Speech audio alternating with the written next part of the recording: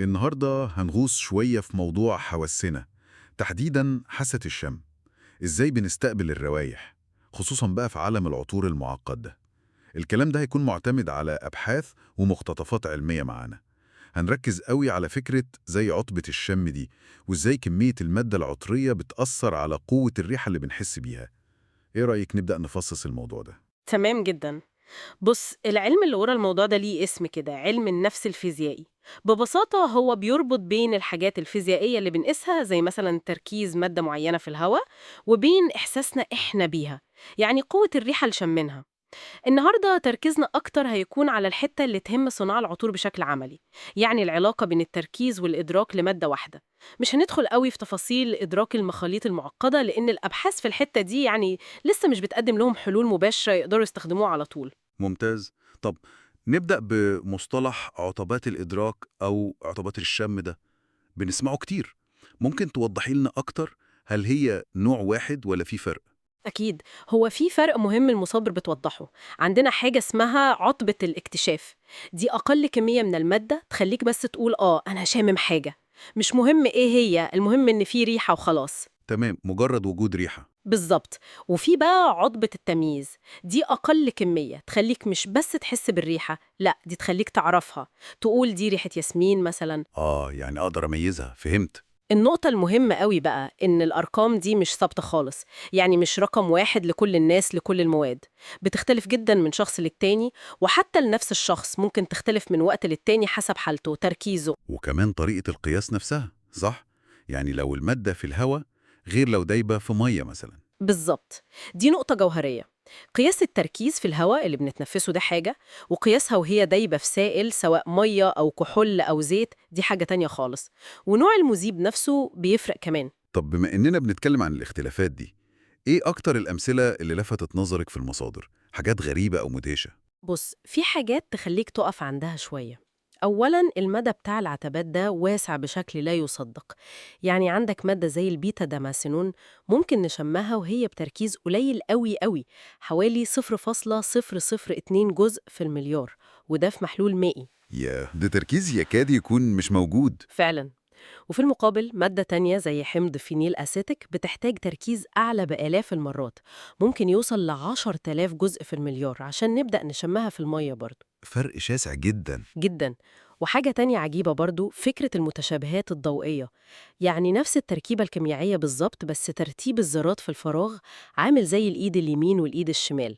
ممكن واحد منهم يبقى ليه ريحة قوية ومميزة والتاني ريحته مختلفة تماما أو أضعف بكتير، زي مادة النكتتون كده. غريبة دي فعلا، نفس المكون بس الإحساس مختلف. أيوة، وكمان حتة الذوبانية دي مهمة. زي ما قلنا في مواد زي الفانيلين والإيثيل فانيلين عشان تشمهم في المية محتاج تركيز أعلى بكتير من اللي محتاجه عشان تشمهم في الهواء. والعكس بقى لمواد تانية زي الباينين اللي هو بيدي ريحة الصنوبر أو المسك الحلقي، دول عتبتهم في المية أقل بكتير، يعني بنشمهم في المية أسهل. تمام، الأمثلة دي بتوضح قد إيه الموضوع معقد وفيه تفاصيل دقيقة قوي. طيب نرجع لصانع العطور. المعلومات والأرقام دي كلها إيه فايدتها العملية بالنسبة له؟ بيستفيد منها إزاي في شغله؟ ده سؤال مهم جدا. هو صحيح في تركيبة العطر نفسها بيستخدموا تركيزات أعلى بكتير من مجرد العتبات دي، بس معرفة العتبة خصوصا لو عرفنا معاها خاصية تانية زي سهولة تطاير المادة دي اللي بنسميها ضغط البخار، بتدي مؤشر كويس قوي عن قوة المادة وتأثيرها المحتمل. يعني لو مادة عتبتها منخفضة قوي غالبا هتكون مادة قوية ومؤثرة بالنسبة لدرجة تطايرها. يعني بتدي فكرة عن البانك فور باك بتاع المادة إذا صح التعبير. ممكن نقول كده قوة مقابل كمية وتطاير. وكمان العلاقة بين العتبة والذوبانية دي بتفرق في التطبيقات المختلفة للعطور. يعني لو في مادة عطرية عتبتها في المية أقل بكتير منها في الزيت، زي أنواع معينة من الألدهيدات الدهنية، دي هتكون فعالة أكتر وممتازة في المنتجات اللي أساسها مائي زي الشامبو أو جل الاستحمام. عشان هي بتدوب وبتنتشر كويس في المية. بالظبط. بينما ممكن نفس المادة دي تأثيرها يكون أقل شوية في المنتجات اللي فيها نسبة زيوت عالية زي الكريمات أو أنواع معينة من الصابون. تمام، نقطة واضحة جدا. طيب ننقل على حتة تانية محورية ذكرتيها في الأول، العلاقة بين تركيز المادة وقوة الريحة اللي بنشمها. المنطقي إن الواحد يفترض إن لو زودت التركيز للضعف أحس بقوة الريحة ضعف، لكن المصادر بتقول إن العلاقة دي مش خطية كده. إيه حكاية الميل أو السلوب اللي بيوصف العلاقة دي؟ أيوة، دي نقطة مهمة قوي فعلا. العلاقة مش واحد لواحد، مش كل ما تزود التركيز بنفس النسبة إحساسك بالقوة يزيد بنفس النسبة. الميل ده بقى هو اللي بيوصف الحكاية دي لكل مادة عطرية. هو بيقيس قد إيه إحساسنا بالقوة بيتغير لما التركيز الفعلي للمادة بيتغير. في مواد ميلها عالي، دي أي زيادة بسيطة في تركيزها بنحس بفرق واضح في القوة، الريحة بتنط كده. وفي مواد ميلها منخفض. بالظبط. والمواد دي بقى ممكن تزود تركيزها بنسبة كبيرة، لكن الزيادة اللي بنحس بيها في قوة القيحة تكون أقل بكتير. يعني مثلا لو زودت تركيز مادة ميلها 0.4 10 أضعاف، إحساسك بقوتها ممكن يزيد 2.5 بس.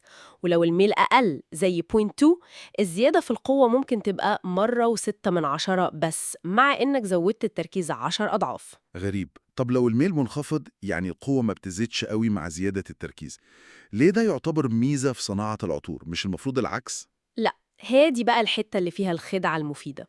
المواد اللي ليها ميل منخفض دي ليها ميزة استراتيجية مهمة جدا في العطور. فكري فيها كده، لو المادة ميلها منخفض، ده معناه إن لما تركيزها الفعلي في الهواء يقل، سواء بسبب مرور الوقت أو إنك بتبعد عن مصدر الريحة، إحساسك أنت بقوة الريحة دي مش بيقل بنفس الدرجة الكبيرة. يعني كأنها بتقاوم الانخفاض في الإدراك. بالظبط، بتدي إحساس أطول بالثبات والانتشار. الريحة بتفضل محسوسة وموجودة لوقت أطول وعلى مسافة أبعد حتى لو تركيزها الفعلي قل.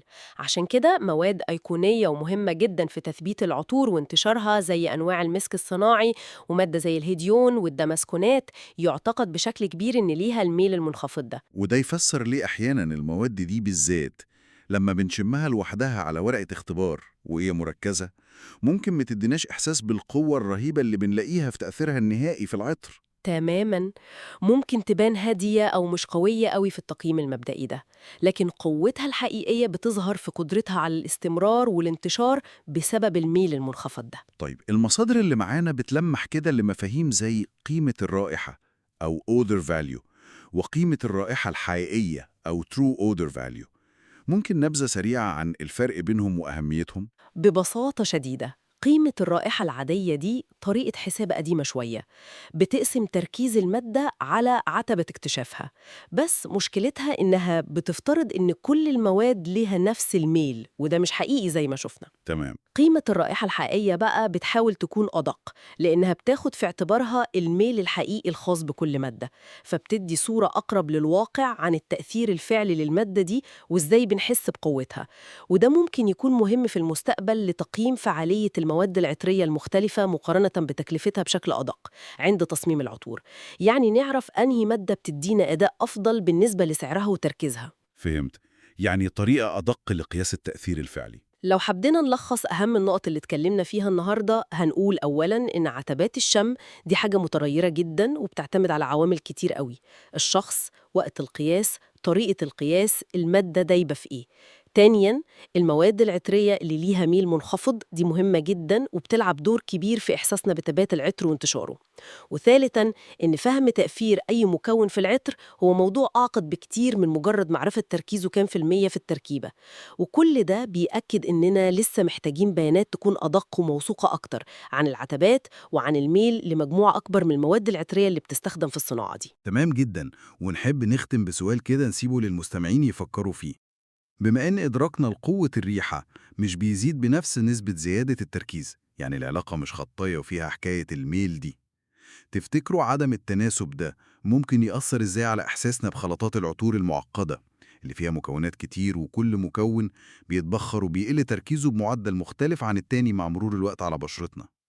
إزاي ده ممكن يغير من شكل وتطور العطر اللي بنحس بيه؟ ده سؤال ممكن نفكر فيه.